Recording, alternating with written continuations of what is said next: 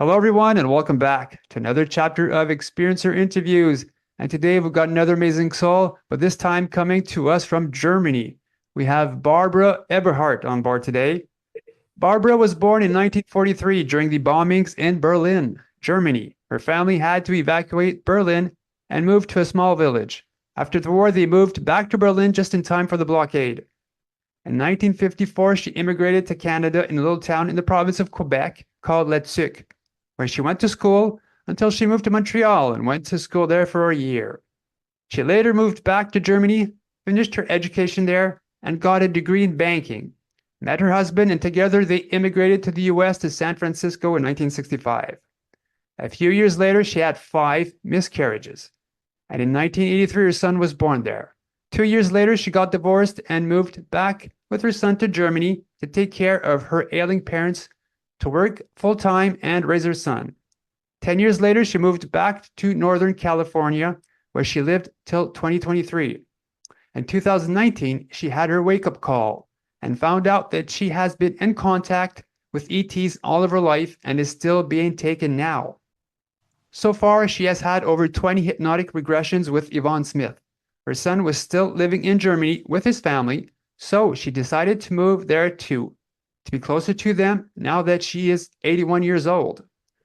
Barbara appeared on the UFO Witness TV series episode titled Pleiadians, an Alien Conspiracy, where she collaborates with alien expert and hunter Daryl Sims to investigate the potential implant within her.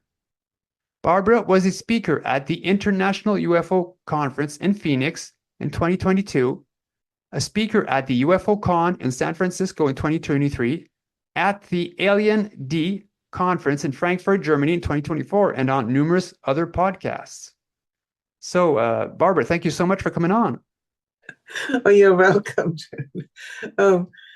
Yeah, so my story is really, in a way, strange because even now, I cannot remember anything that's happening to me during the night. So I find marks on myself in the morning sometimes, and then I have to go back under hypnotic regression to find out what happened. The story that I am finding out what's with me is basically I have one body and 2 lives. My other life my first contact was when I was 3 years old. And we were in a little village in Germany after the war. And all the kids had we called them the Russian pox, because the Russians that was a Russian zone, and they had, they took over there, and they brought the pox with them, the soldiers. So, and one night I had a sphere, like a round light sphere coming through my window, and I was standing in my little crib bed and was shaking my nightgown because the cool air was easing the itching of the box on my body. And the sphere came through the closed window and stopped in front of me, and 2 beings materialized behind it. And they had a little black box with them with the red and green light line, and they were blinking. And I thought that was so fascinating. I was under hypnosis. You're 3 years old. My God, look at this. I've never seen anything like that before. And so, and they went over my body with it. And after that, I started healing with the pox. So that was my first happening with them, my first contact. But actually, like I said, I found out, like I said, in 2019, it was interesting because after the download I had the year before in 2018, I decided when I came back, I came back with my son, even though I had 3 more weeks planned in Germany on the visit. He flew back earlier, and so I went back with him because I thought I was going nuts. You have that download. It was so intense and so fast and furious, and so I blacked out, and I thought I was really losing my mind. What else can you think, And then so I went back with my son to Northern California, and I had a nice property there, 5 acres. I just remodeled my house for old age. I mean, it was nicely done and everything was perfect. I was going to die on that property. It was beautiful. It was in the mountains, only hop over the mountains half an hour and you were at the ocean, and really beautiful, right in the redwoods, you know. So, yeah, and so I come home with my son, and the first thing I tell him when we get out of the car, so I'm going to sell the property and move to Willis, the next town down.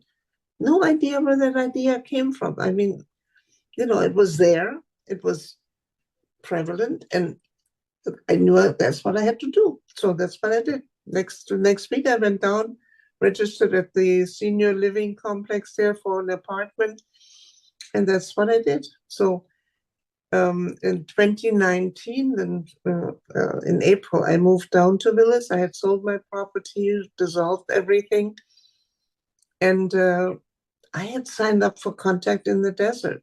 I have no idea why I did that. I figured, well, now I got a little money. I sold my property, and maybe that's what it was. I don't know. Anyway, and then I was in Village, and I was ordering some books on Amazon, you know, to spend through, and oh, this is interesting, that. And then all of a sudden, this one book popped up, Chosen by Yvonne Smith. And has a big hand in front, you know, and so. Anyway, I said, oh, that looks interesting, put it in the basket. So when the books came, that's the first one I read. And there's towards, in the last third, there were a couple of people that said they had a download. And one of the guys said, after the download, I have to sell my property and move to another town. And I said, oh my God, that's exactly what happened to me. I was so stunned. And I couldn't believe it. You know, I read the story a few times before really it sank in. And I said, oh my God, this is exactly what happened to me. And so then I'd never contacted an author before in my life. So I contacted Yvonne. And she said she was a speaker in Contact in the Desert. So I said, okay. So we met up there and we talked. And then after Contact in the Desert, I went down to her place in Pasadena, and I had my first hypnotic regression. So there you, and so it was the first regression. She said we have to crack the block around your brain first before and it's not normally it's not very clear, and that was it too. It wasn't very clear. I just felt I was lying like on the table, and a big, very fuzzy figure leaned over me. I couldn't see any details, just a big, dark, shadowy figure leaning over me. And then I felt I was put on my feet, and two little hands grabbed my hands right and left, and then we started walking. That was about the first regression I had. But I knew that something happened that night. So I went back down 6 weeks later and had my second regression. It was always a 9-hour drive, you know. And and that one, then we went to the same day, and it was very clear. I mean, it was very clear. And I got the shock of my life there. I was lying on this bed, and the figure that leaned over me was a big reptilian. And I never thought about reptilians before, you know. But he was very kind and sweet and very careful. He had 3 very long fingers with like claws, nearly, you know, like with very long nails. But he was very careful to touch you, always very carefully, so he wouldn't hurt you. And so anyway, and then 2 little grays took my hands, and we walked to a room down the hallway. And the whole wall was like a big screen. And there was one tall Pleiadian standing beside it. And so I was parked there in front of the screen, basically. And then the download started. And under hypnosis, there was one scene that was beautiful, like the jungle, beautiful green. So inadvertently, I took a step forward. And all of a sudden, I was right inside that green jungle. Oh, it was so cool, so beautiful. Until I realized that there was not one living creature there, just the plants.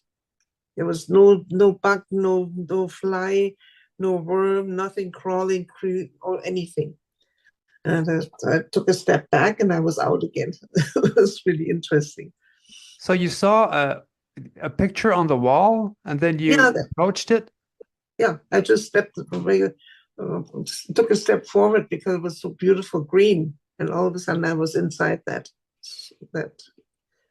picture. Was it like a holodeck, like on Star Trek, a hologram? Was it? I don't know what it was. I can't tell you what, but I just tell you that that's what happened. And then when I noticed there was no living creature in there, I took a step back and I was out of it again. So must have been something like that. Could you describe the reptilian and the Pleiadian? Like, do you know their genders, first of all? Well, there's always one lady that's with me. I used to call her my white lady, but her name's actually Uru. And she is basically in charge of me when I'm up there. She's my, And every time when I come up, she's there waiting for me. And then she takes me to the babies or whatever we have to do up there. And then, and to them, well, she told me that she was from Pleiades, and they go for what around they get to be around 1,000 years old. So our 80 years or so is just a little, just a little side thing there, and and she's, like I said, she's always in charge of me. She has to take care of me. And the thing is now, when I'm up there, after a while, then she would come and say, okay, it's time to go. That's because our bodies cannot stay up there that long. Otherwise you have physical impairments, or, you have physical reactions. So so then she takes me back, and on the way back, we go down this hallway, and then there's like a groove in the wall, like a rounded thing, and then like a little seat comes out, and then I sit on that, and the next thing I know, I'm back in bed. So. And how about the reptilian? Was it a big one? Yes, the reptilian is tall, like over. Well, that reptilian was definitely over 2 meters, like maybe 240, 50, something like that, to 2.5 meters. It's a tall one, and but very, very gentle, very nice. And he's been there a lot of times when I'm up there. Mm-hmm. So okay, so you went through the pictures, you came out, then you got brought back to your bed. So what happened? Then the next thing I woke up in my bed again. So that was my first real regression where I can really say something about it. So then, but it takes a while for you to digest that. I mean, you're 75 years old, you have no idea, and then this comes up. So the next time I went down, I had some issues in my life that I couldn't explain and had to put behind me. But they've always been bugging me all my life. And sorry, I gotta swallow something here.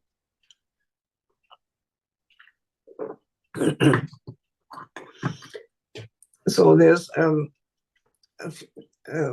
actually 3 instances, mainly with missing time.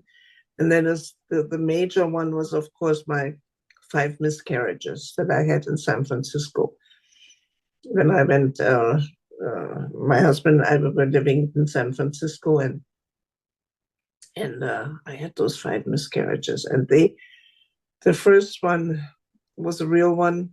I mean, it was really very painful and cramps and a lot of blood, and the clump came out finally. But the other 4 were different. They were very fast, one after the other.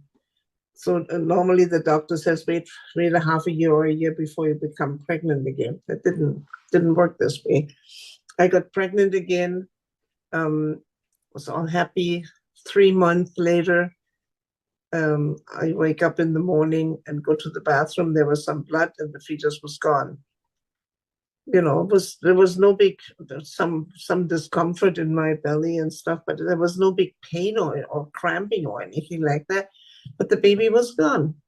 And then a few months later, 2-3 months later, I was pregnant again. Another 3 months into the pregnancy, same thing again. So that happened 4 times.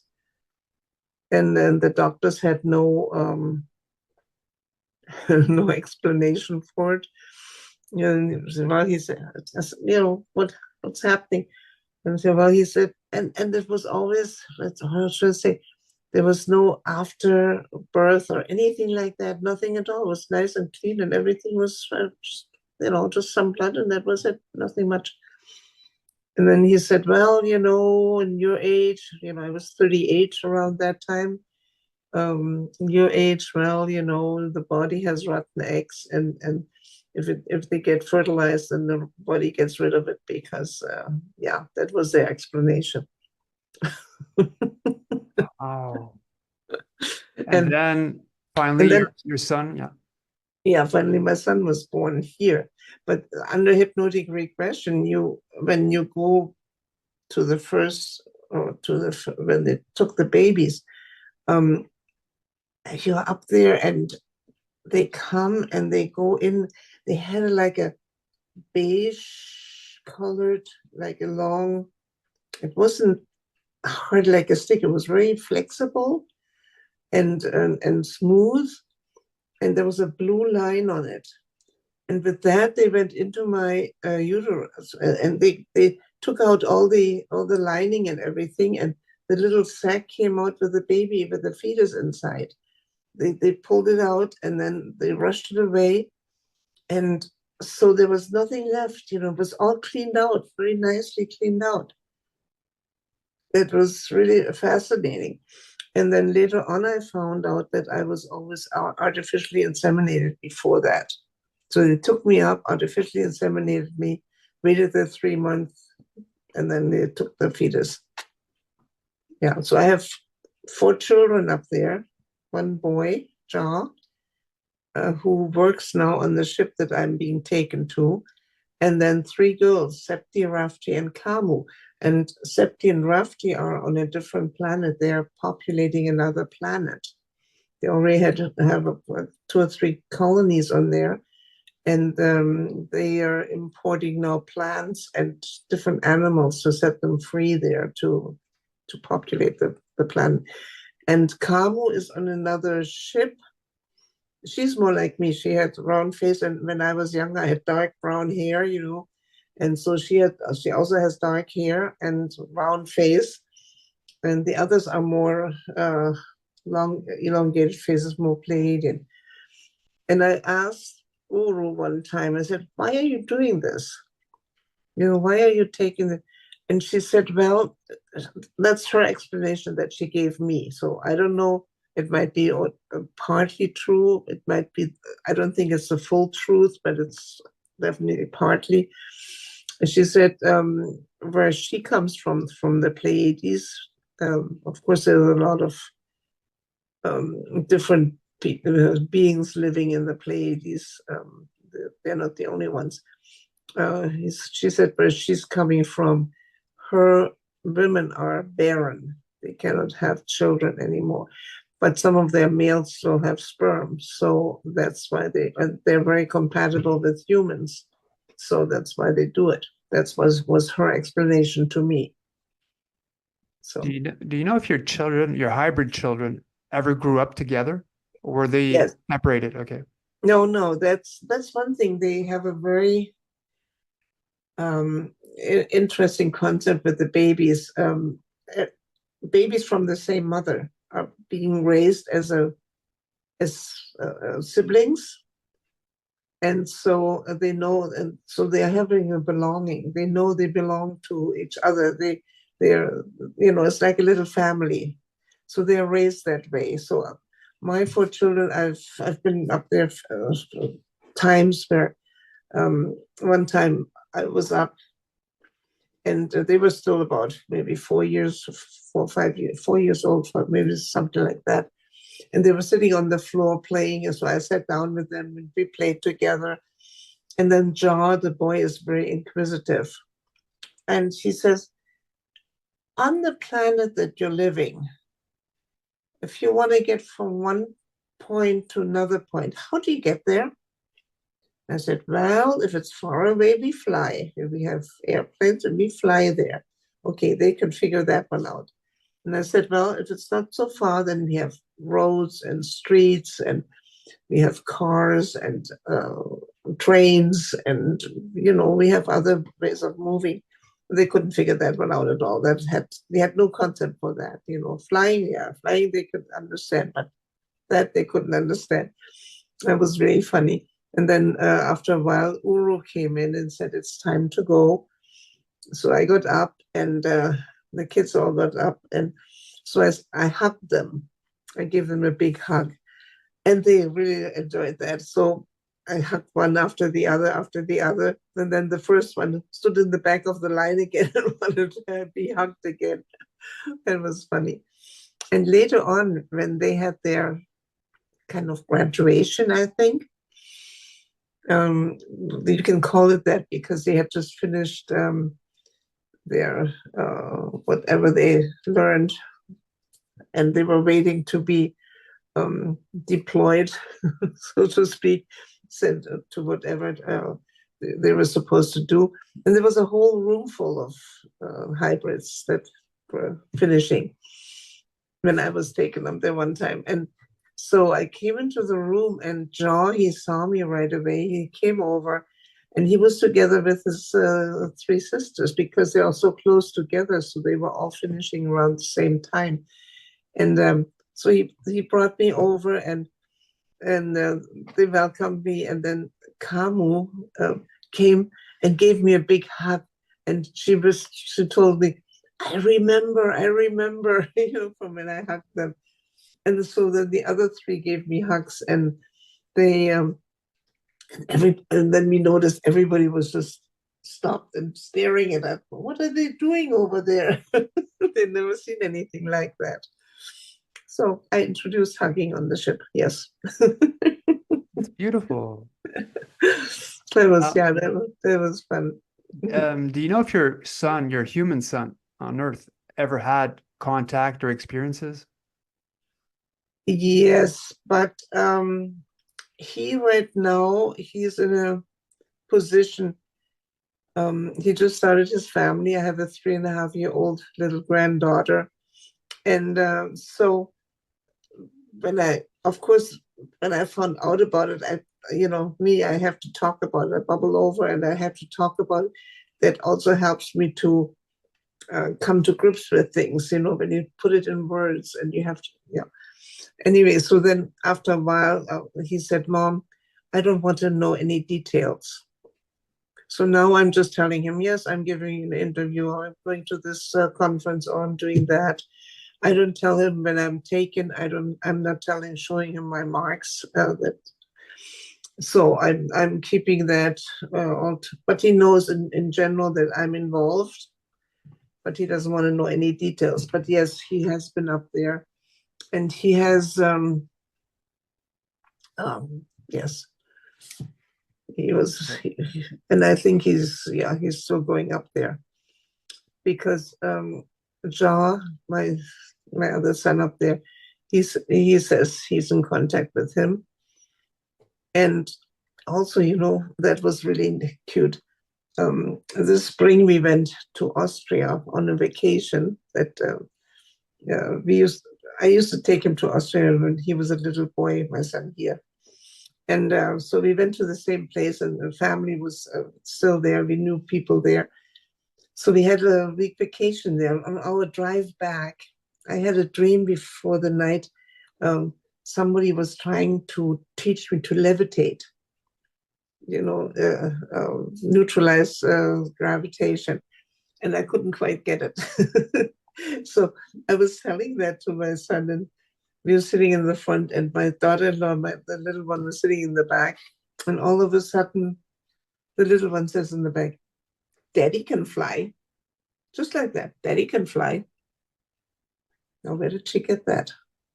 Did she see him sometime when they took him? I don't know. But that was really strange. Just like a matter of fact, Daddy can fly. Things like that. Yeah. I had, dreams are dreams, but sometimes they're not. Yeah. One time I dreamt I was with a young boy, and this young boy was teaching me how to eject energy out of my fingers. And I remember looking at my fingers, and small beams of white light, maybe half an inch in length, were coming out of my fingers like energy. And I was amazed. I can do it. I can do it. And the young boy was laughing at me because he showed me his, and his energy beams were super long.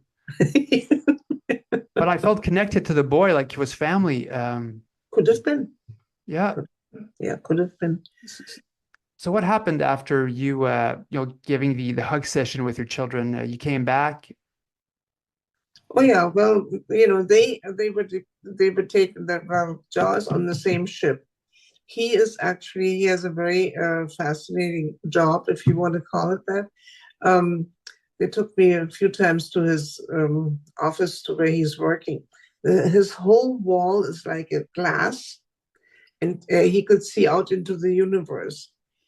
And the first time when I came there, I saw out of this huge window on the right side there was like a nebula. It was beautiful. It was like purplish, like sort of a little bit like a question mark. And on top was a bright fluorescent green mist over it. It was really beautiful. I said, "Oh my God, this is beautiful." And then I turned around. The next thing I knew, I don't know how he did it. I have no idea. But this nebula was 3D in the room, turning slowly. It was so amazing. I mean, I was just, oh, wow. Can you imagine all the technology they have? It's amazing. And so that's what he's doing. As he said, he's studying. He has to study and observe the universe. That's what he's doing. Yeah, nice job, isn't it? Don't you think? Mm-hmm. What else did you find out, or did you figure out with Yvonne? With what? With who? With Yvonne Smith. What did you figure out? Oh God. All right. So, where do I start? But a lot of times now we have our sessions over Zoom. She hypnotizes me in front of the computer on Zoom. And then the last 2 times I have a young man here from the neighborhood, and he comes in and films it. Because that way I'm not alone, because I figure sometimes if the electricity cuts out, then I'm sitting in front of the computer hypnotized, and she can't pull me out of it, And so, but then I also have the sessions on film. But well, we figured out a lot of things. As a child, I was taken up, and a few times came up. One time, I was maybe, how old was I? But the first time, maybe 5 or 6 years old. We had blocks in front of us.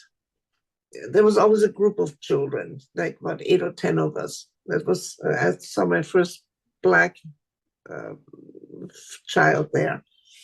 And we had blocks in front of, and they had marks on each side in different colors. The marks were like golden, and we had to find another block the mark that there was always one part that went to the edge, and we had to find another edge to connect for the next mark. So we had to learn how to recognize and do that. And then one time we I have to think about that.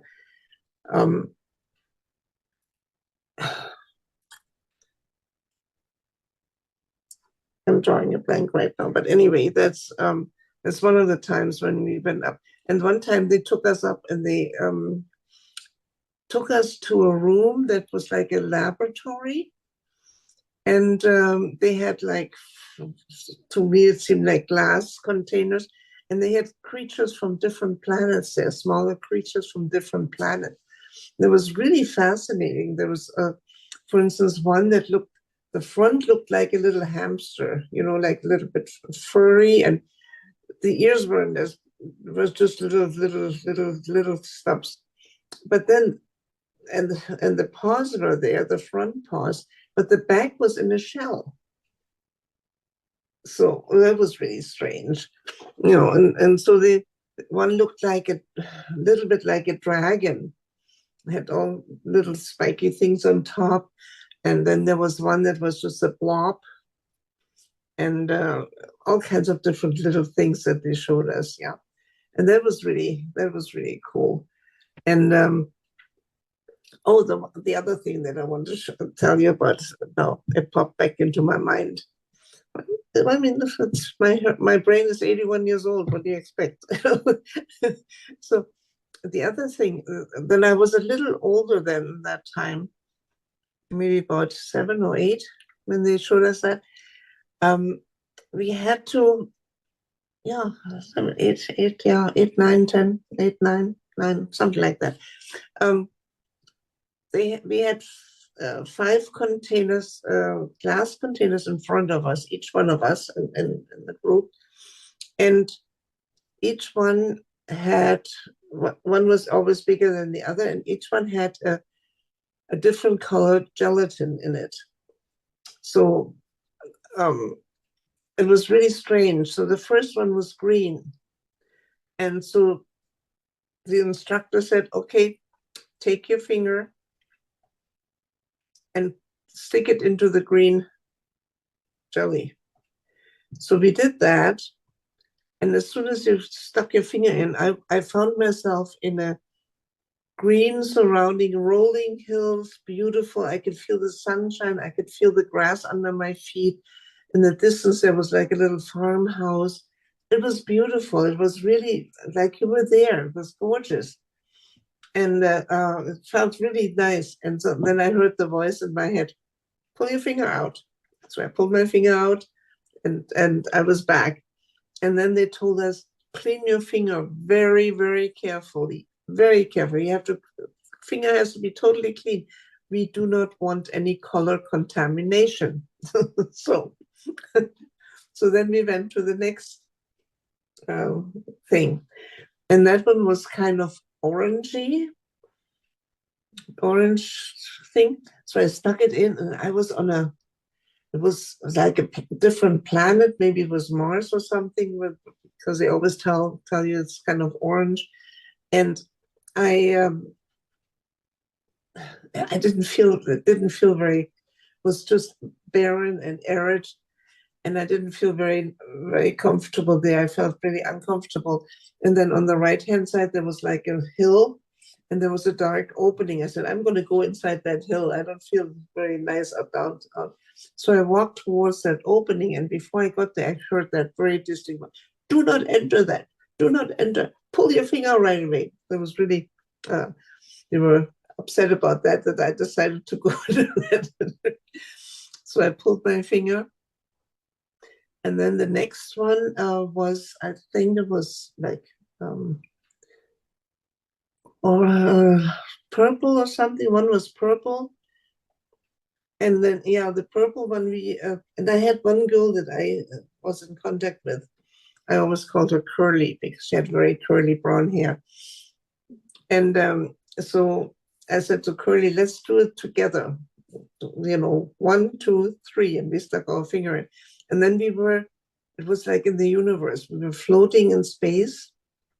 And so we held hands and we floated together. That was cool. That was really cool. And one was yellow. We were in each one of us in a separate, like a cocoon. And it was very flexible. The walls were very flexible. I had room in there, but I couldn't get out. There was no exit. And but then on one side, I could feel Curly's hand on the other side. So she was right beside me. And then the last one was blue, and that was under the ocean. That was also cool. But we learned that way. We learned different environments, different surroundings. It was also cool. Was the Pleiadian teacher that was with you look a bit like Uru?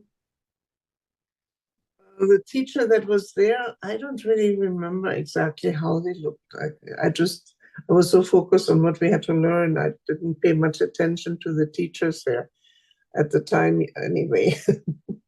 What type of... There's a lot of other beings on the ship. There's like the Reptilians. Then there's from Arcturia. A lot of them have blue skin. And then there's from Zeta Reticuli. These are grays that are about 1.50 meters high. And the grays that are normally there, they're like biological AIs, artificial intelligences, because they're more like the worker bees. If somebody needs something, they send out the message, I need a sponge, or I need something like whatever, an infusion, whatever they want to do. And then the grays come and bring it to them. When I work with the babies, they tend to the babies too, But and then I sit in my chair, then one comes and brings me another one and takes one baby back and things like that. So they're but the taller ones are from Zeta Reticuli, and then there's ones that are about 180, 2 meters high, and then there's the very tall ones, and so they're different, all kinds of different. Also, some from what's it called now? The other system, I forgot. But there's all kinds of different beings, also humans working up there. I met Curly, the one that I was together as a child. She is now same age as me, living in Las Vegas. She does podcasts and all kinds of things. She does also sessions, and she does, she has telepathic and also psychic abilities and things. Yeah, I met her too, Misha Johnson, and the guy, the other one is a guy, and I met him at a MUFON conference in Sacramento. It was just a meeting there. MUFON, each state, they have their own groups. And so he was speaking there, and I met him there, and we connected right away. And so then he invited me. He lives in Sausalito, that's just across the Golden Gate Bridge from San Francisco. And so I went down there one time, and we had dinner together, him and his wife and his friend and me. And before I came down, he asked me, do you have a picture of yourself when you were in your 20s or 30s? Can you bring me one? And so I found some pictures, and I took them to him. And there was one picture in particular that normally I have my glasses on, but that time, for a very short time, I had contact lenses.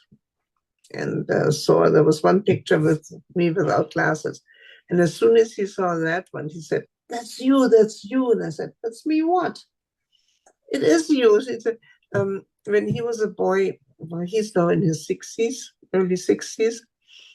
I think he's about 18 years younger than me. So he said, I was a little boy, there was we got taught by different teachers, and one was a male and a female human that taught us things. And you were the female. I said, I was? I didn't know, But of course, when they take me up at night, I don't have my glasses on. So up there, I'm always without my glasses, and I'm in my pajama, right? So that's how they know me. And so he recognized me. So when did you had missing time in California? You were going down to a dentist.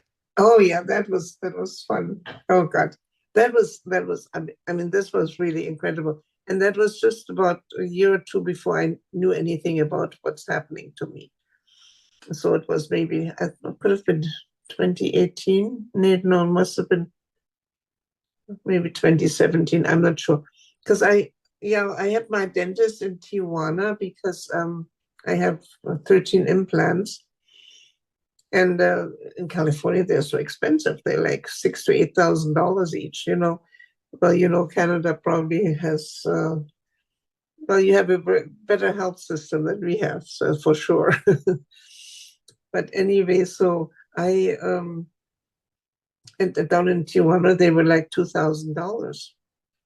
So I drove down there, and it was always like a 12 to 14-hour drive from me, Northern California to San Diego. So I drove down to San Diego, normally on Sundays.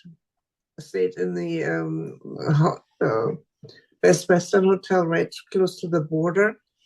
And then Monday morning, they used to have a shuttle little van come over, and they would pick me up at the hotel and take me across the border to Tijuana to the dentist. And then in the evening, they would bring me back to my hotel. And then on Tuesday morning, I would drive back. So one time I was on my way back, and from San Diego, it's about a 2-hour drive to Los Angeles. And then it takes about 2 hours to get through Los Angeles, over the Grapevine, into the valley. And then normally I have to gas up somewhere, in that area. So I come down into the valley. I remember 99 turning off. And the next thing I know, I'm near Stockton, which is like a 3.5-hour drive north. And I come to it. I'm in the middle of the traffic, I'm driving. I said, how did I get here? The last thing I remember, I was down there. I can't daydream all that time on a busy freeway. That isn't possible.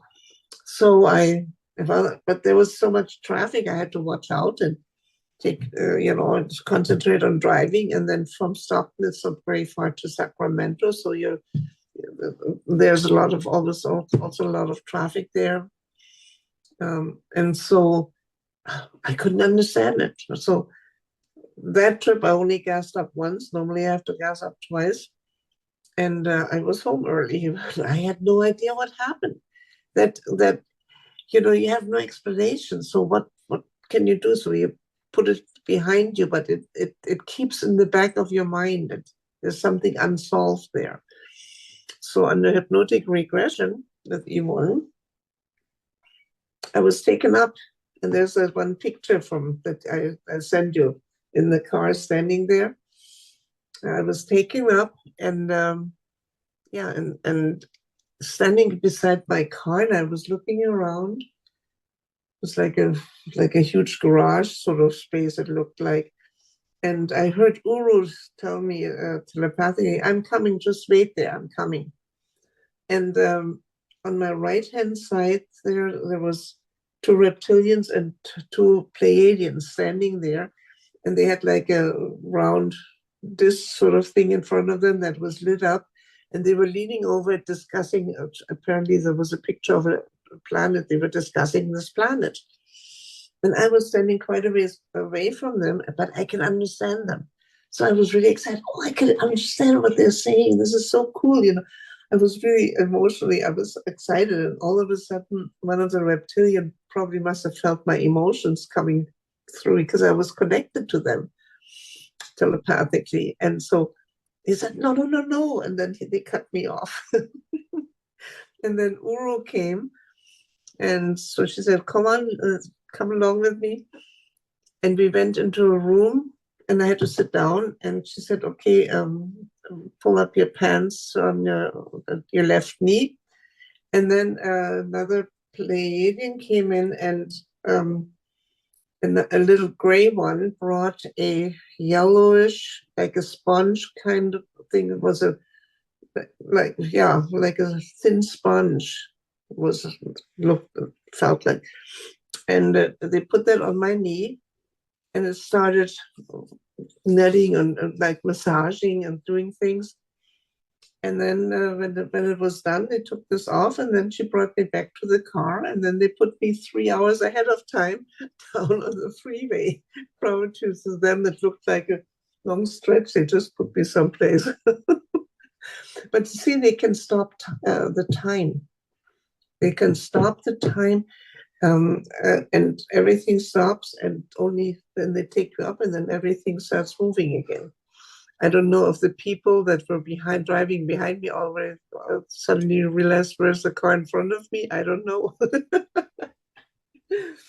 But anyway, that was one time, and that was, and then the next day when I got home, when I took my shower, I saw there was on my left knee, there was a area that was red and raised. It was like an oval thing, and there was like little blood vessels. You can see like a round circle, and I still have that on my knee. And but I said, what's that? I didn't have no explanation for it, but I noticed that normally my knee was swollen, and it wasn't swollen anymore. I said, oh, that feels good. So then the week after that, I had a pre-op because I was supposed to have a surgery on my knee, and the doctor was all excited. Oh, this looks great. There's no more swelling, no more nothing. Looks really good. I think we don't have to do the surgery now. We'll just postpone it. And I'm still walking on the same knee. And that was about 8 years ago, maybe something like that. Yeah. So that was one thing. And another one that happened was kind of cute. I was in Canada, in Tuque. It happened in Tuque, missing time. I was 13 years old, and during the summertime, we met a family on the ship, on the immigration ship, and we came over to Canada. And they lived in Montreal, and the girl was my sister's a year younger, and then it was me, and the girl was a year older than me. But we connected, and so my parents invited her to come up, spend the summer here with us, so that she wouldn't be alone at home during the summer vacation when her parents were working. And so she came up and spent the summer, and we went. We lived in Tuque, Rue Bostonais. And it was only one more street, and then it was the mountains came up, we went up. And so every other day we used to go up on the mountains and pick blueberries in the summertime. They had those huge big blueberries, very lush and delicious. And so what my mother did, she took a tin can and put 2 holes in it, and then put a string around it, and we had it in front of our stomach, so we can just pick like this, put it in. So that was really cool. So we were up on the mountain, and so I came to. I was lying between the blueberries on the ground. So I sat up and said, what happened? I couldn't figure out why. And then I heard my sister and my friend calling me. And I said, I'm over here. I'm over here. So they came running, and they said, where have you been? We've been looking for you for 2 hours. We've been looking for you. Where have you been? And I said, well, I must have fallen asleep here. Have you ever heard of a 13-year-old while picking blueberries falling asleep in the middle of picking? That doesn't happen. In one of your interviews, you said that you've worked for the Galactic Council. Mm-hmm. Who's the Galactic Council? Okay, that's very recent. Okay. about well, maybe it might be now 3 years ago, something like that. But I was very much involved in everything then. I, when you're in a deep sleep, and then when you start, then after that, you come out of that, you're in a kind of a foggy in between before you start slowly waking up, and that area in between, that I was floating around there, and all of a sudden I hear this voice, Barbara Eberhardt, really loud and demanding. And in California, nobody calls you by your last name. You're just Barbara. That's it. And I said, yes. And the voice said, I'm with the Galactic Council, and you have to meet, and I'll tell you when and where. Just very fast. And I said, huh? I said, who are you? And he said, I'm Mark Moore. And that's the guy I met that lives in Sausalito. I met on the ship. And I told the boys, you're not Mark Moore. I know Mark Moore. You're not Mark Moore. Who are you? What's your name? And he says, oh, you wouldn't understand. I said, well, try me. And then he said his name is, now I have to see, his name is, so 2 clicks. I said, okay, that was his name. Who am I to ask or question that? So I said, and he said, and then he started talking. He said, yeah, the Galactic Council wants to see you. You have to come up, and we have to tell you when and where we're going to. And so his voice started fading more and more and more while he was telling me all that. And I was waking up more and more. And then after a while, I sat up and said, what the heck was that? I had no idea where that came from. And then then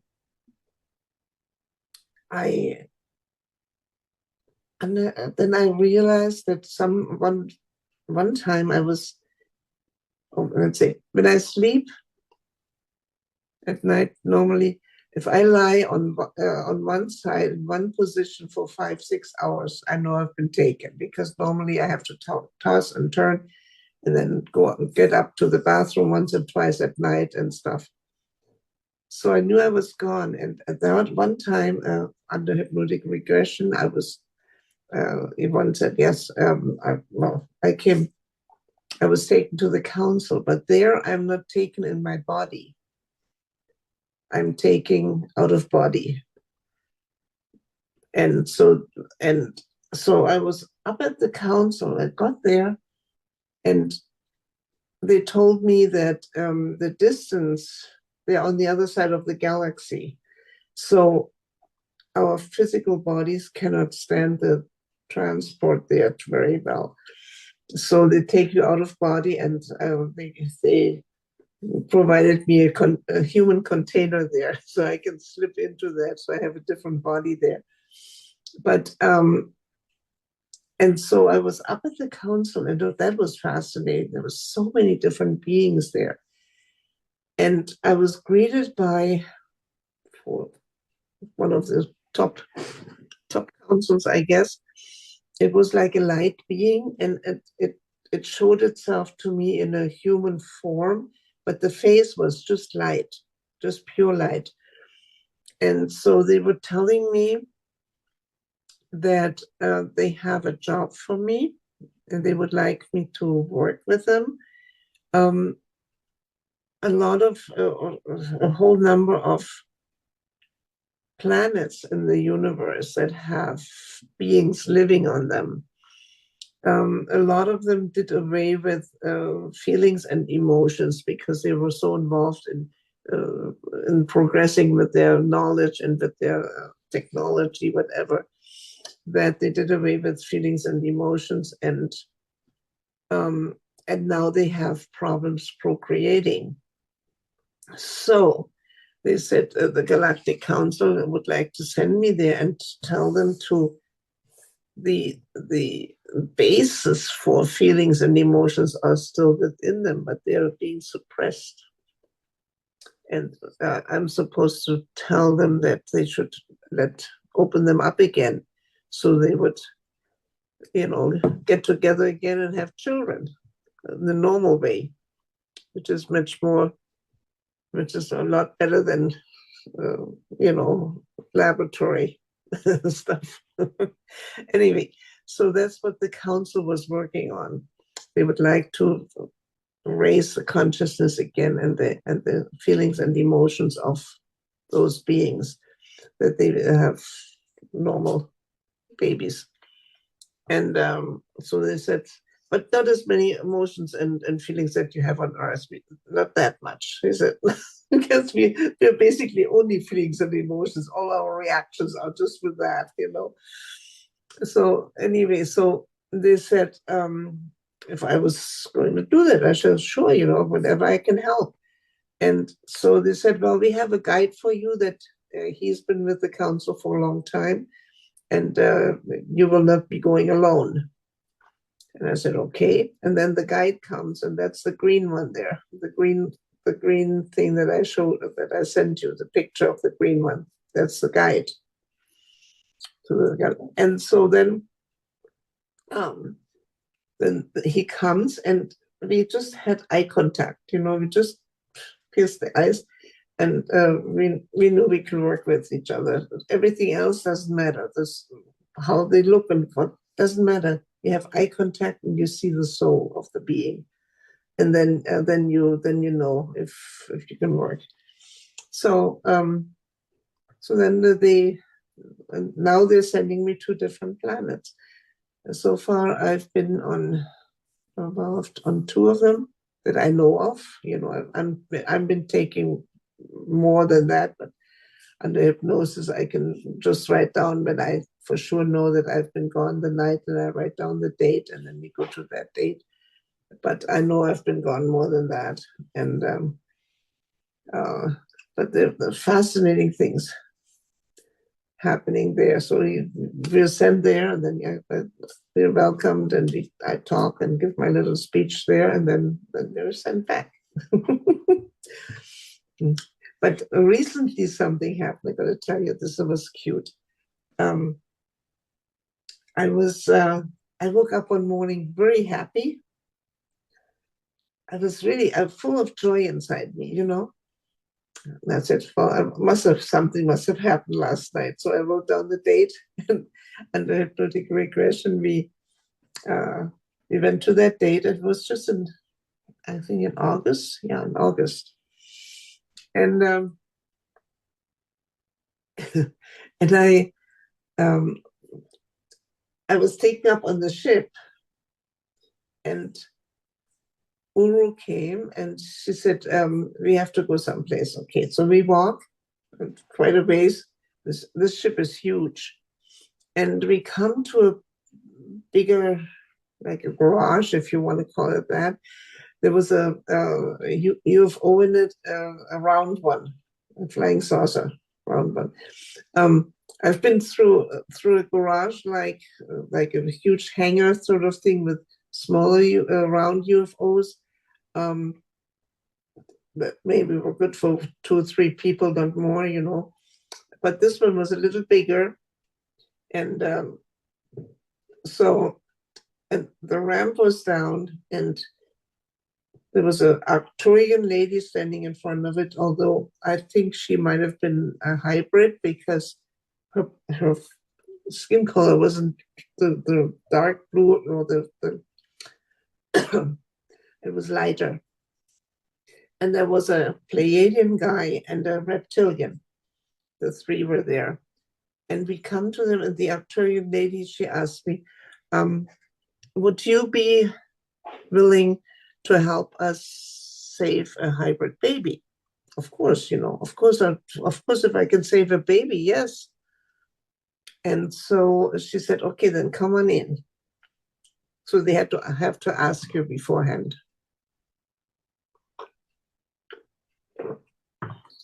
And so we walk into the saucer thing there, and the Pleiadian guy tells me the mother is dead. and the baby is hidden under a bush in what you on your planet call Australia. I said, huh? You know, and he said, yeah. And he said, so then he had like a countertop that was just green. So he shows me on the countertop the bush where the baby is hiding and is underneath. And so he says, yeah, and we are landing right now. We're coming down in a ravine. And I had not felt anything on that ship. No vibration, no movement, nothing. And all of a sudden we were already there. So, okay, so we come down and the ramp goes down and I walk down. I don't know what they did with my feet because I could not feel anything. When I walked, I couldn't feel any rocks or anything like that. It was in the outback. It was pretty arid and dry there.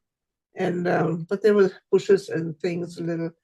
So I walked to the end of the ravine and I looked right and left because I didn't want to bump into any kangaroos or dingoes, and then I walked, and in front of it, the ravine, there was a dried out riverbed that I had to cross. And on the other side was that bush was on the other side. So I walked into the riverbed, and then under hypnotic regression, I started laughing. And Yvonne asked me, what are you laughing about? And I said, well, I'm the first time in Australia, and here I'm walking barefoot in my pajamas through a dried out riverbed. How is that? And so I come to the other side and go to the bush and pull the branches apart, and there lies this tiny little baby, like milk chocolate brown. So the Aborigines, they are nearly black. But this baby was milk chocolate brown. So maybe, I don't know why the mother was there, but it hit the baby under the bush, so nothing could happen to the baby. This is my thought that what could have happened is that she got the baby and it didn't look like one of their Aborigine babies, so they accused her of messing around or something, and I think, but anyway, the mother was dead. She probably had an implant, and they knew that through the implant that she was dead. So pick up the baby. It didn't first. I thought maybe it was dead or something because it didn't move at all. But then I felt it shivering a little bit and reacting, and so I walked back with this baby in my arm, and come to the ravine, and I couldn't see the ship. And then, so they cloaked it. And so I walked very carefully because I didn't want to bump with the baby in my arm in front, didn't want to bump into the ship that way. And finally, suddenly on the right hand, the ramp comes down, and I walk up the ramp, and the Arcturian lady takes the baby right away and puts it in the incubator sort of thing. And the little hose comes out and plugs into the mouth, and then it starts sucking and it starts getting back to life. So, and I was so happy that morning that we were able to save the baby. So that's how I woke up happy. Yeah, crazy things happening to me, I tell you. Could you talk about the experience where you were shown a wall filled with fetuses? Oh yeah, okay. This is, like I said, I have the 5 miscarriages, and when they took the 3rd baby from me after that, I was really sad. And I asked Uru, what happened to my babies? And she says, okay, come on, I'll show you. And so that was the wall that we walked along, this whole big long wall, all with those glass bubbles, and there was all those fetuses in there. And then we turned right and we walked into another room where the babies were hanging, the bigger ones, in sacks from the ceiling. That's after they are too big for the bubble, then they get into those sacks. The umbilical cord goes through the ceiling and they're fed somewhere from the top. And we walked through rows and rows of them, and towards the end somewhere, she pointed to one and said, "This one is yours." And so I put my hand on the sack, and it was, I tell you, it was such a strange feeling. It was warm, and it was like see-through, you could see some shapes, and it was warm, but the context of it, it was really strange, very soothing, but like in a way, like velvety in a way, but also like rubbery, because it was giving. It was really strange. I've never felt anything like that on my hand before. And so I put my hand on this and sent all my love into that little baby there. Yeah, that is, and then after that, then they get into the cribs. They get the little bodysuits on when they're basically born, out of the bubble. And then they get their bodysuits on. And that is the picture with the baby lying in the like egg-shaped crib sort of thing. I asked Uru how do you feed them? And she just reached inside the little edge that comes over there, and reaches in there, and the little hose comes out, wiggles out, and zooms in on the baby's head and finds the mouth and plugs in, and the baby starts sucking. So, but she said, we can do them all at once. You have a picture of this big room full of baby cribs, and they can, I guess, maybe mental command, feed, and then all the hoses come out and feed the babies. I think. Anyway, so then I asked her, well, what if they have to go potty, And she says, well, the body suits have sensors in them, and they can sense when the baby has to go. Okay, and then the body suits opens up in the back, and the crib opens up underneath, and everything that has to come out is sucked out and cleaned up, and everything is closed, and we have no dirty diapers. That's how that happens. But they found out that the babies do a lot better if they have human contact. And so that's where I come in. I sit in my chair. About 3 years ago or so, they gave me a chair. I have my own chair. And when I came up that time, Uru said, we have something for you. And the little gray brings in a little seat, just a little seat. I said, what am I supposed to do with that? And she said, well, sit down on it. So I sat down, and it just unfolded. It just folded around me, and it was so comfortable. It goes all, so that's all comfortable for you. And if I want an armrest, the armrest comes out or up. And and she said, this is your chair. It responds to your thoughts. So she said, if you want to put the baby back into a crib at the end of the room, you just tell it to go there. So then it takes you there. Really, very, very, very, very cool. So that's my chair. When I come up, I sit in that. You're so lucky. You're so lucky. Yeah, that's and so the baby program is really fascinating for me. And we have all different, you can see the babies, they're all different hybrids.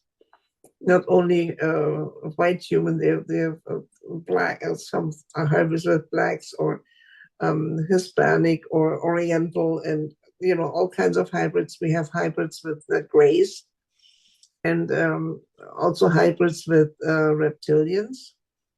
Some of them have only 3 fingers, depending on. And this summer, one time when I was up, I come up, and Uru tells me, before we go into the room, I have to tell you something. She said, we have a hybrid with a reptilian shapeshifter, and we did not expect the shapeshifting to happen until they're a little bigger, you know. But this baby already shapeshifts now. So if you have the baby in your arm, don't get alarmed when it all of a sudden changes shape.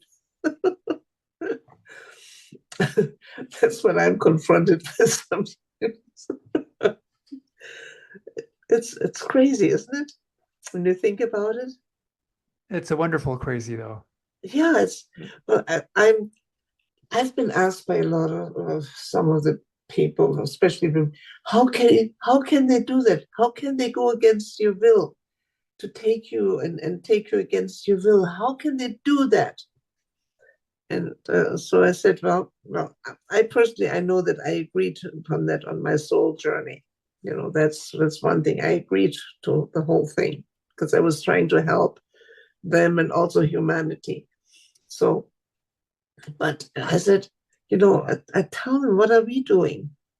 We go in the jungle, we catch some monkeys, throw them in cages, do our experiments with them, medical experiments, whatever.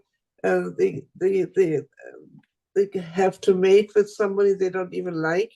And if they don't want to mate with them, then they are artificially inseminated. And we do exactly what they do with us.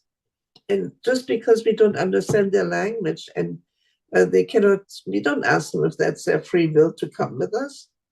And that's the same thing with them. For them, we are the lesser species. So what do you expect?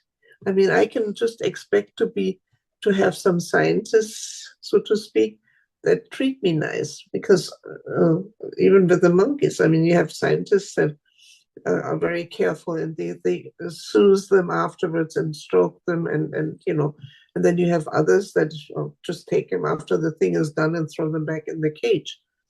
So it's the same with the aliens. But so what do you expect? You know, yes, but they should not take us against. Oh, yeah, right. and what do humans do? Even humans take humans against their will, right? That's exactly why the Galactic Federation comes in. That's why we have already so many hybrids on this planet now, because we cannot join the Galactic Federation until we stop killing each other. And that's what we're still doing. Look at all the wars that are going on. People going, taking guns, shooting people. This is crazy. And no, the Galactic Federation, they don't allow that there. So you have to be, you know, your own species. There's no animals treat their own kind the same way we treat our own kind. You know. Well, you know, the universe wants to be born, so they're actually doing us a service. Yeah. You had a marking on one of your knees, I believe, a brown spot. Or, well, you had one on your arm, at least. The arm, the brown, that looks like kind of like a one. Yeah. So. Yeah, that one. Yeah, that one is a good one. I woke up with that. It was on December 18th, something like that. 2022, I think it was something like that. Anyway, I woke up the morning, had that mark on me. So we went back on the hypnosis. And the first thing I said, this isn't right, this isn't right. Very kind of agitated. And Yvonne asked me, what's not right? And I said, I can't move. And I was leaning on a slab that was kind of a little back. And I was leaning on it. And I couldn't move anything except my eyes. I could move my eyes and look around a little bit, whatever. But I could not move anything else. I said, this isn't right, this is right. And the room was kind of darkish, grayish, so not very welcoming. You know, when I normally take up on the ship, the light is really nice and kind of a soft, beigeish, yellowish light and very soothing.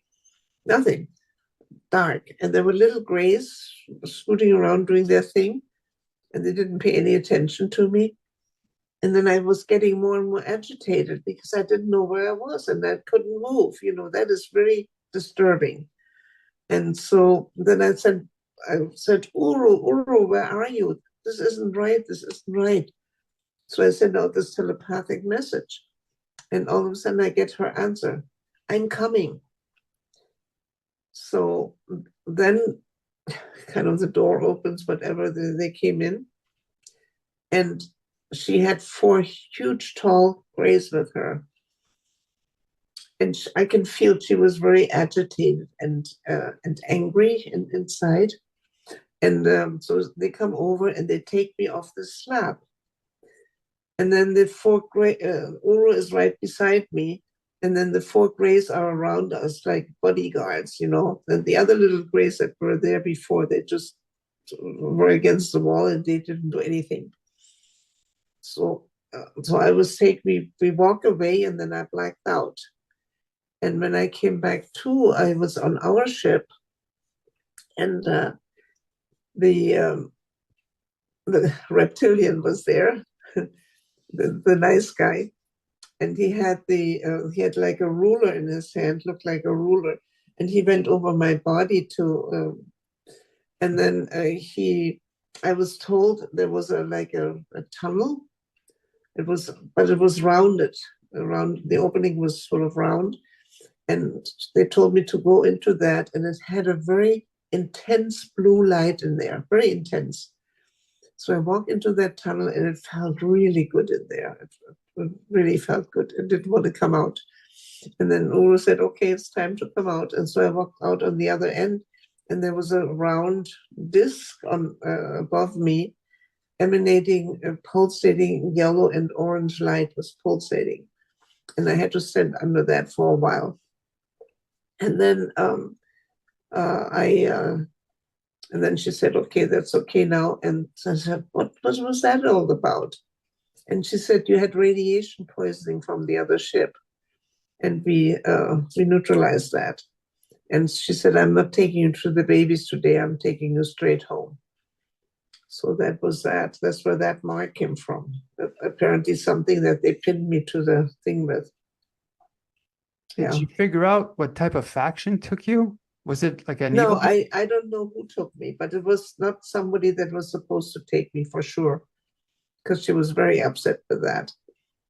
And maybe that's where the implants come in, because from the implants, they probably know who belongs to whom. Like I said, for instance, with cows, the cow with the yellow tag is Farmer Martin, and the cow with the red tag is Farmer Smith, so you don't mix them up.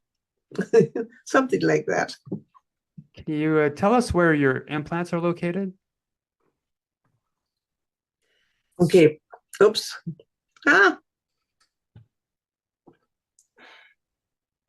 What did I do now? No, you're there. Yeah. Can you see me again? Yeah. I just, by mistake, I touched the screen. No. Anyway, yeah, about 8 years ago, I lost my hearing. I have hearing aids in both ears, and it's very bad, my hearing. So anyway, it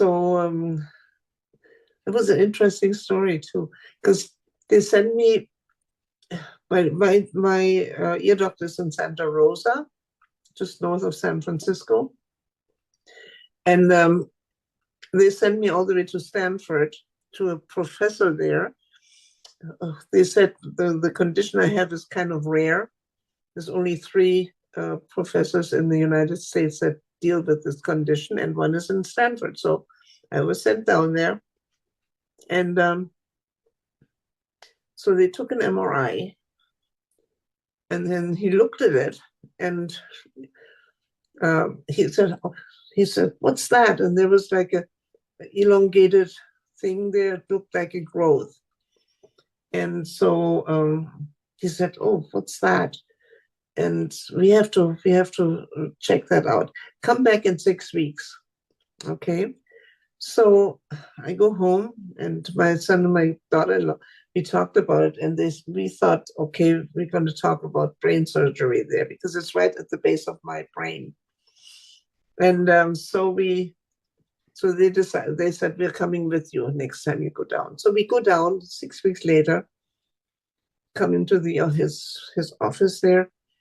And so he starts talking about my ears and everything about my ears. And I said, well, what about the growth you saw there? Oh, we'll monitor it. And he keeps talking about my ears. Nothing more. And before we knew it, we were complimented out of his office and we were out. He was looking at it. He said, what was that all about? Why did we have to drive for that down 5 hours, And so now that I know what I know, I think he probably, how MRIs are, they like different pages, different cuts. He probably looked at the following ones and he saw that it was an implant and he didn't want to have anything to do with it. For his medical thing and stuff, he didn't want to have anything to do with it. He just, I'm just not going to acknowledge it, nothing. But anyway, so then my regular ear, nose, and throat doctor was in Santa Rosa. So about 2021, I think it was, we did another MRI there. And and there was the implant, see? And I found out I'm a hypnotic regression. I got it when I was 13, after when they put me back into the blueberry patch. Because they took me up. I had just gotten my period before that. I was 13, and so they did an examination, and I didn't like that at all, And Uru said, "Well, we have to do that because no, you changed, your body changed. We have to make sure that you're okay." Well, okay, I could understand that. And then afterwards, they came in, and they had this implant they wanted to give me. They were going to go from the back, here in the back, but that didn't work very well. So they went in through the front and placed it that way. Yeah, so I have it since I was 13. There's one in my shoulder. Now that I got in 2020. I went to the UFO con in San Francisco. That was in the beginning of February that year. And 1 week after, the week after that, they closed everything for COVID. So it was just before they closed it. And I was going to drive down to San Francisco. That was 3.5 hours, so it's not too bad. So when I woke up in the morning, I didn't feel anything during the night. I woke up in the morning, I got up and my right arm was hurting like crazy. It was so bad. I couldn't move it. I couldn't do anything with when I was in bed, I didn't feel anything. Just the moment I got up. So I went to the bathroom and I even had to wipe myself with my left hand, which was really awkward because I just couldn't use my right arm at all. So then I said, well, what am I going to do? I crawled back into bed for another couple of hours, kind of dozed. And then when I got up, then it was better. It started to ease off. I had no idea what this was all about. So eventually then I got ready and I drove down to San Francisco and checked into the hotel. And then in the lobby, there were people already putting up their tables for, they always have vendors there and things. And so there was one guy, Steve Colburn is his name. He's a nanoscientist, and you know about him? Yeah. And he was setting up his table, and behind his table, he put like a tent up with a dark cloth, and inside it was covered with aluminum foil. So no rays or anything can get through it. And so we talked, and so he said, come back at 6 o'clock. I said, and he told me he has a light. He developed a light somehow. With that, he can see if you have had contact. It shows like 1 month after contact, it still shows on your skin. So at 6 o'clock, I was back there, and we went into the tent, and he said, hold out your hands. So I held out my hands, and he shone his light on it, and they flashed up fluorescent green up to about here where the sleeve of my pajama comes down. So until there it was green and my face. He said, whoa, that was recent. That was really strong. And I said, yeah, probably last night. And then he had some things he went over me. And here, when he went with his apparatus there, it started clicking and squealing and like crazy on my shoulder. He said, oh yeah, there's something in there for sure. So, but I haven't had I don't have any physical proof for that because I haven't had an MRI done on it or anything.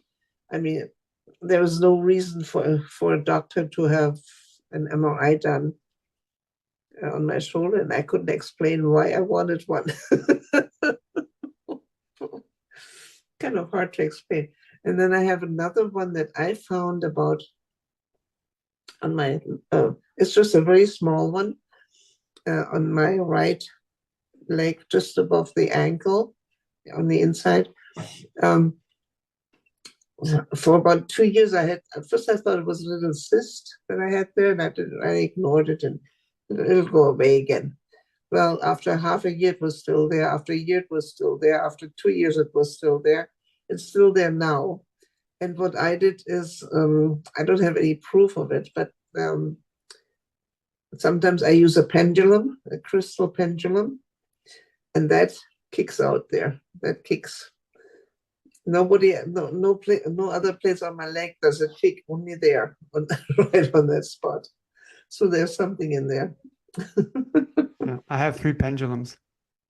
You work with pendulums? Yeah. Yeah, me too. It's just fascinating.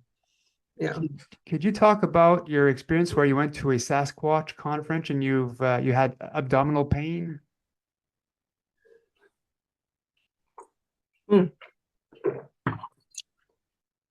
Sasquatch always interested me. I had one time an experience for a while there. Sometimes when I started getting more spiritual and things into that, meditation, things like that, opening up myself, to at one time I had a very vivid vision. I was in the body of a Sasquatch, and I had a baby in my left arm, and I was in a cave that was pretty high up in the mountains, because I looked out and I could see the treetops underneath me. So it must have been up on the mountain high. On my right side, there were moss and leaves, like a bedding. And I was rocking back and forth with the baby, just looking out. And I think I was waiting for my mate somehow. And I was rocking back and forth. It was so vivid. And I could feel the fur on me. I could feel the baby. I could feel the baby suck on my tit. And it was so real. It was so anyway. And then I had a session with Kevin Ryerson. Do you know him? He did channeling for Shirley MacLaine. Yeah, I went to San Francisco, had a session with him. And one of the questions I wanted to ask is, have I ever been a Sasquatch in my prior life? Because the entity that came through, he said he worked with 3 entities. John, who was living around the time of Christ, like a Hebrew, and very philosophical. Tom McPherson was the Scottish pickpocket that came through for Shirley MacLaine mostly. He was a very folksy guy. And Atun Ray was a Nubian priest in the old Egypt. And that came through for me, Atun Ray.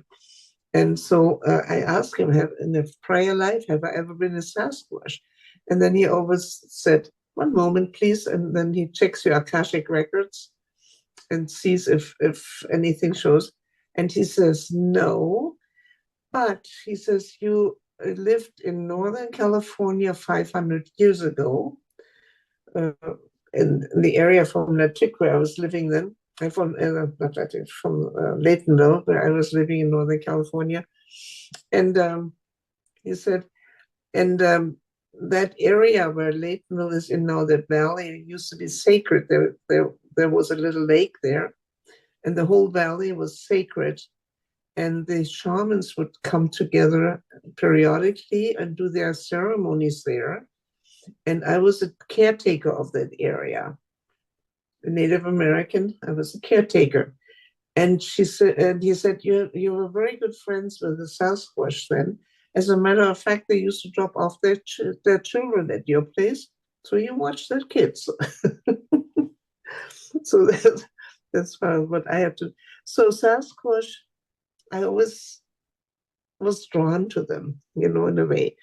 So when I found out they had a Sasquatch conference in Chevellah, which is just south of the border with Canada, and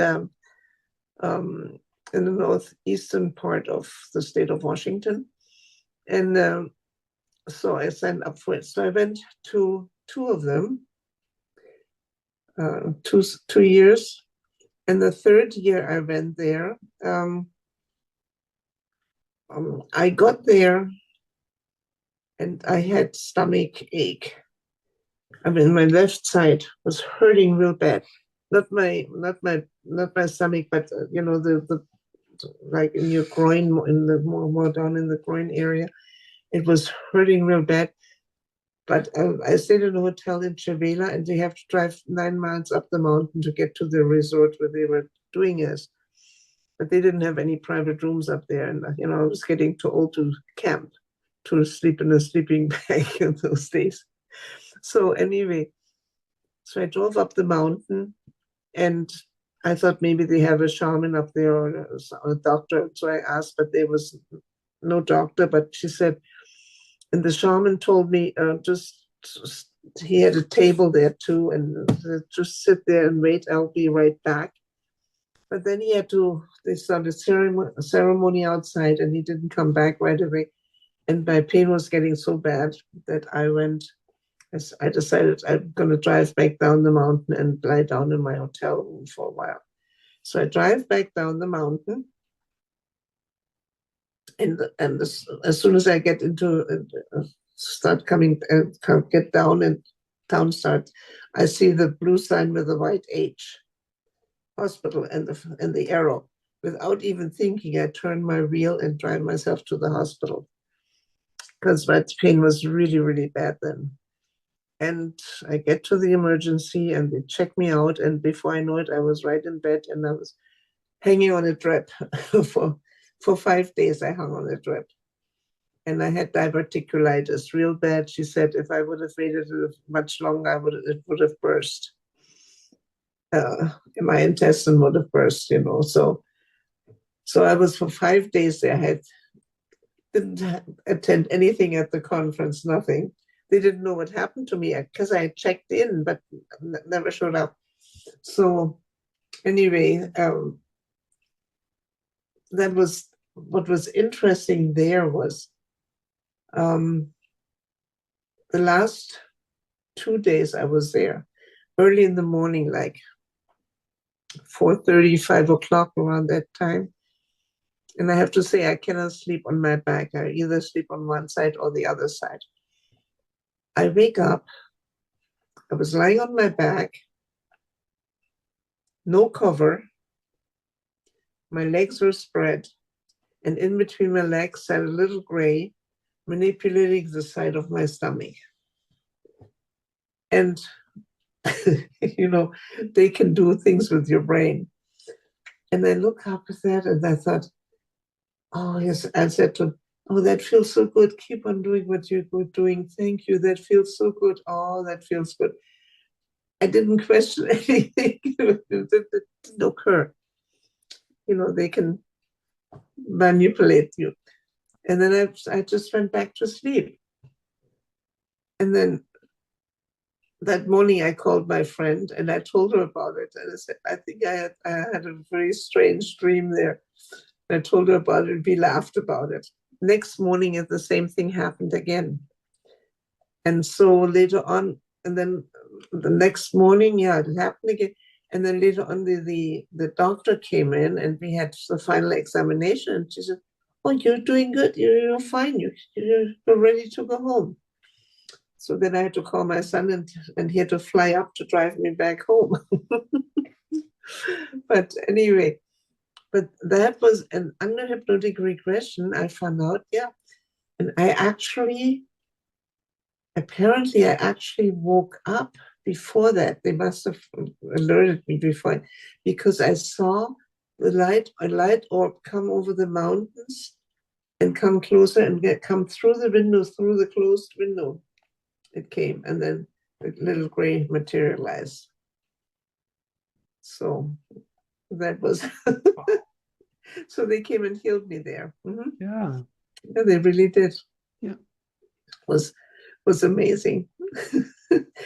Now, there's a set of 3 pictures that I sent you from my knee.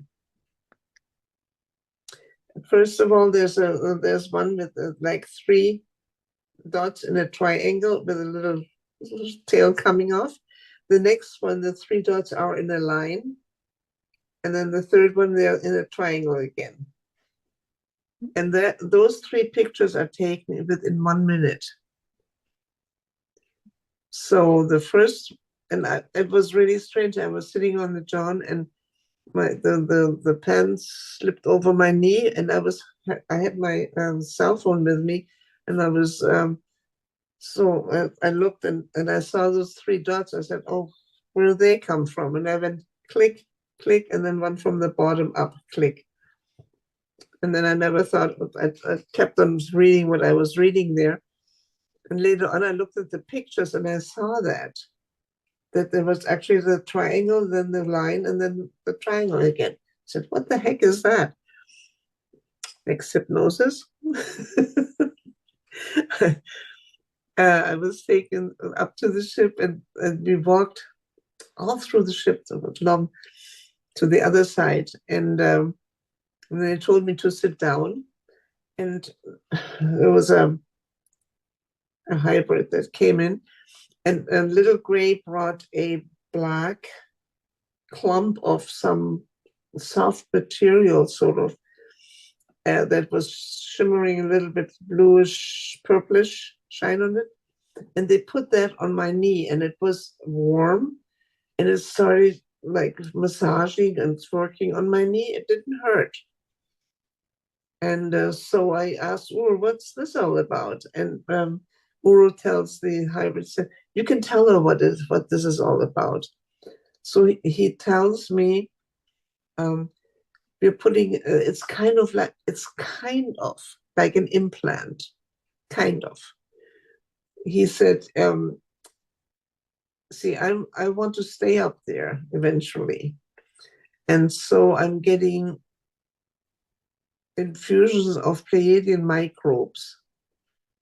I need 28 infusions in total for my body to be ready to stay up there all the time. So he said, this is kind of an implant we put in so your body can absorb the microbes better. So this thing is swimming around me now and helping me to absorb the microbes, I guess.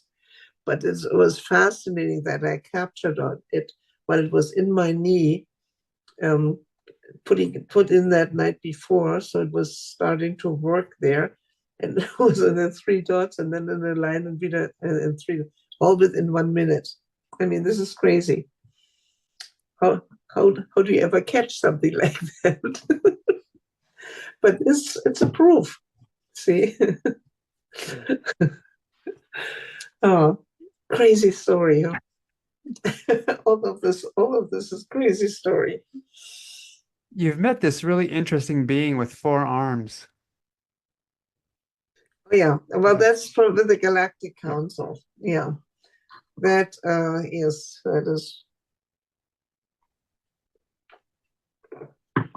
Yeah. The first time that I was aware of being taken to another planet. I'm sure I've been taken to a lot of different, but only under hypnosis can I remember. So,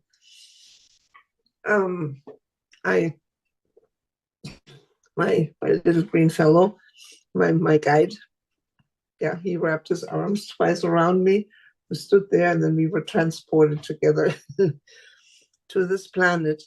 And there were 8 of those beings. They're taller. They're over maybe 220 or something like that. 2.20 high. So there were 8 of them. They were welcoming us, and then we went into a kind of a room thingy, and we all settled down, and then the 9th being came in, and I started to tell them why I was there, that they should start helping to the emotions and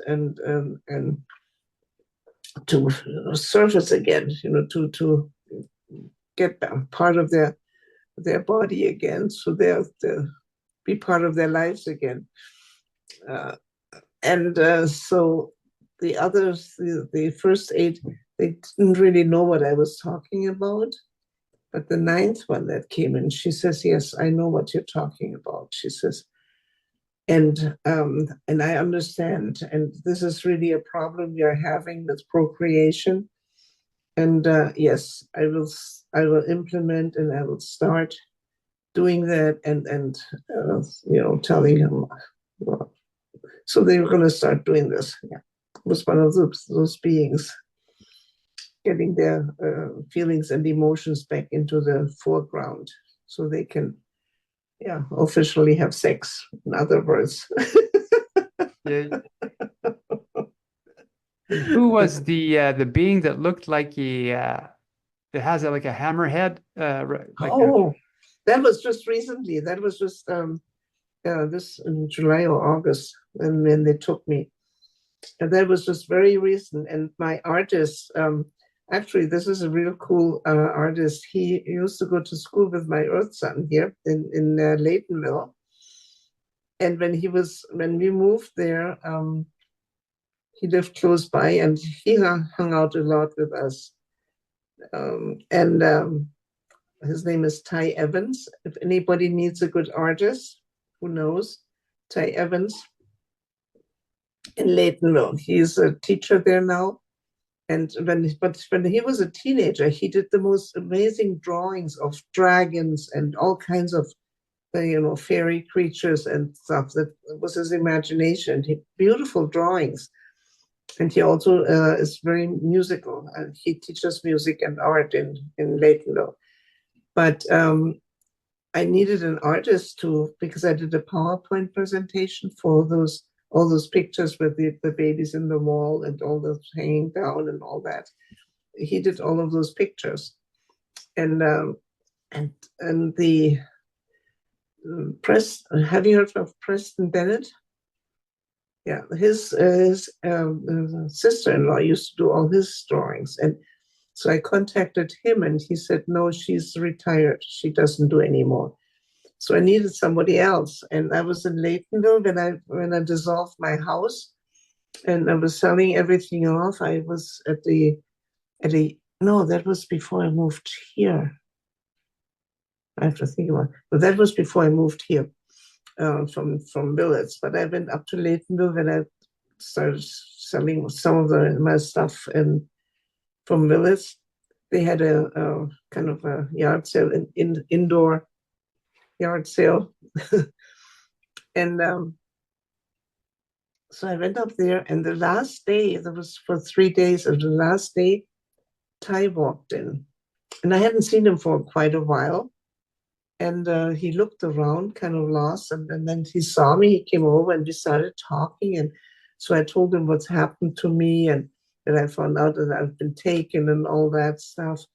And then I kind of asked him, do you know any artists? I need an artist to do some pictures for me. And he just stood there, looked at me and said, I can do them. Just like that. And then I remembered, yes, he can. So he's my artist. And the last one with the hammerhead, that was just, I do this, well, this kind of scratchy drawing. And then I send it to him. And then he does his sketch of it. And then we go back and forth, and then he puts a color on it, and then we go back and forth. And I said, oh, no, the heads are different. The eyes are a little different. They could move in each direction. They have a little hairy stuff on top, and we go this and that. And no, the leg it's in front. It's not in the back. It's in the front of the guy standing there. He had the third leg in the back. No, he said the third leg. One is in the front, and then the other two on the side. Stuff like that. So we go back and forth until it's the way I remember. And those are the beings that met me. We were sent there with my green guide. And by the way, the green guide, I asked him, where are you from? He says, I'm from Shricks. Shricks. That's where he's from. So we got there, and those on all sixes, they were circling us, bent over on all sixes. They were pretty high. I mean, their back was over my hip, so they were pretty high up, and so there were a whole bunch of them circling. We landed right in the middle of the circle. And it was kind of creepy because I had no idea where we're at there. It was really strange. Those beings with those weird heads. And so then we were telepathically told to follow them. So they kept circling us, and the circle moved slowly, and we walked inside the circle.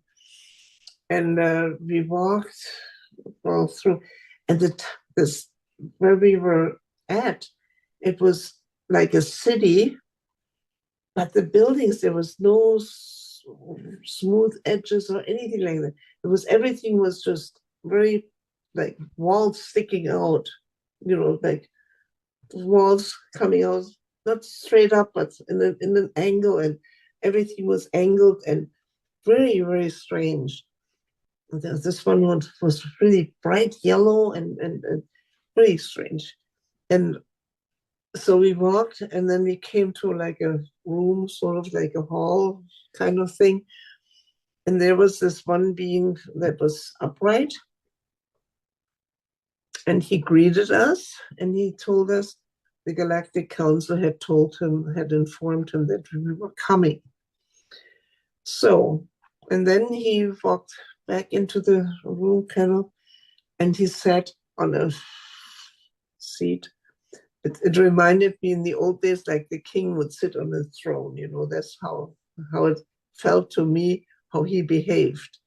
He went back and he sat down, like, I'm the one. And then we started talking. And I told him what I'm there for, and he said yes. He said he had realized that, and yes, and he said definitely he's going to implement it. Starting with the feelings and emotions, and I figured to myself, I said, well, I don't know how they can preoccupy. I don't know how they do that one, but that's their problem, not mine. That's so funny. Yeah, but that was the strangest feeling there, to have those beings walk around. It was a little scary too, but I had my guide with me, so I was okay. Barbara, I know where you are. It's a bit late. Let's call it a night. Do you have a closing statement or another story that you might want to get out? Um, Not right now, really. I can tell you one thing though. I was busy here in Frankfurt talking, and I'm going to a conference in Dresden with Eric van Deniken. That's his organization that's putting on a conference on the 26th of October. So I'm going to go to Dresden and be there. And I've met Eric van Deniken a couple of times before, so it'll be interesting to see who's there and what's happening and who's speaking and all that. And so otherwise, I'm still keeping busy here. And yeah, I can tell you that. So I don't know what's happening tonight or how I'll wake up tomorrow morning. Who knows? Yeah. I never know. Okay, Oh, that's my final statement there. Well, thank you, Barbara, for coming on. It's been fun, and you're a lovely person, and no wonder that these beings want you as a nanny because you're very loving. Thank you. Yeah. And to those watching, hope you enjoyed today's interview. I'm your host, Mr. Great. More interviews coming up, and again, I will see you guys next time. So, take care, everyone. Hello, everyone. This is Mr. Great, and thanks for watching today's episode. If you are an abductee, contactee, or experiencer, and you believe that your story could help others, please feel free to contact me through my YouTube channel email. When it comes to experiencers, the ET phenomena, and the future, remember, truth will out.